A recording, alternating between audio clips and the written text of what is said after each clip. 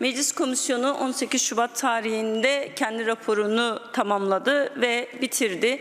O anlamıyla halihazırda 18 Şubat'tan bugüne kadar aslında raporda belirtilen, tavsiye edilen yasaların yapılmasına dair hiçbir adım atılmadığını görüyoruz. Şimdi çokça kamuoyunda değerlendirmeler oluyor. Bu konuda Sayın MHP Genel Başkanı Devlet Bahçeli'nin çok açıktan çağrıları var. Sayın Cumhurbaşkanı'nın raporun gereğinin yapılmasına dair değerlendirmeleri var. Ama halihazırda bütün bu çağrıların muhatabı kim olduğu sorusunu da biz buradan sormak istiyoruz. Bu anlamıyla meclisin üzerine düşeni yapması, özellikle de AKP grubunun süreç yasalarını hazırlaması ve bu konuda hızlı bir tartışma sürecinin başlaması gerektiği hepimizin hemfikir olduğu bir konu. En nihayetinde barış bekleyen bir şey değil. Orta Doğu yanıyor. Yanı başımızda büyük bir savaş var. Orta Doğu'da haritalar değişiyor. Hegemonik uluslararası güçler bütün bölgeyi yeniden dizayn etmiyor ve etmek istiyor.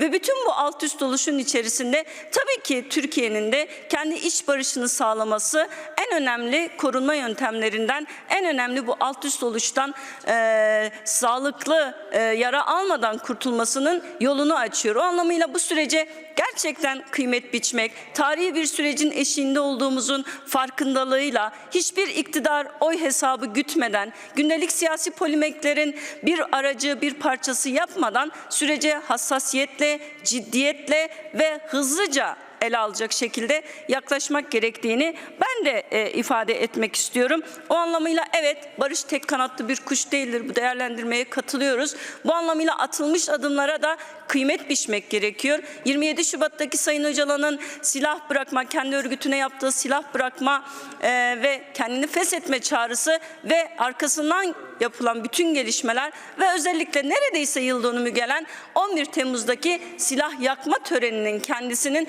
çok kıymetli olduğunun altını çizmemiz gerekiyor. Herkesin eline silah aldığı bir dönemde, herkesin birbirine kırdırılmaya çalışıldığı Orta Doğu denkleminde, halkların ve inançların birbirine karşı konumlandırılmaya çalışıldığı bu konjonktürün içerisinde silahları yakmak ve gerçek anlamda barışa kapı aralamaya değer biçmek ve bu değer üzerinden de bir yaklaşım belirlemek gerektiğini ifade etmemiz gerekiyor. O anlamıyla beklentimiz sadece bizim beklentimiz değil, Kürt halkının beklentisi, Türkiye demokrasi güçlerinin beklentisi, Türkiye halklarının beklentisi barış için cesaret etmek, barış için adım atmak ve barış için yasa yapmaktır. Bu konuda hiç kimsenin sorumluluktan kaçmaması ve bugünden yarına da ertelememesi gerektiğinin de altını ben de çizmek istiyorum.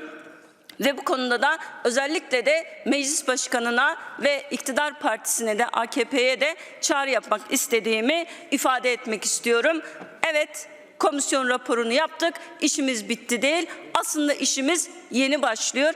O anlamıyla negatif barışı gerçek anlamda kurumsallaştırmak ve bu negatif barışı bir pozitif barışa çevirmek, demokratik cumhuriyeti inşa etmek, hepimizin içinde eşit, özgür, onurlu bir yaşam yaşayabileceğimiz bir hayatı, bir sistemi var etmek bizlerin boynunun borcudur diye de ifade etmek istiyorum.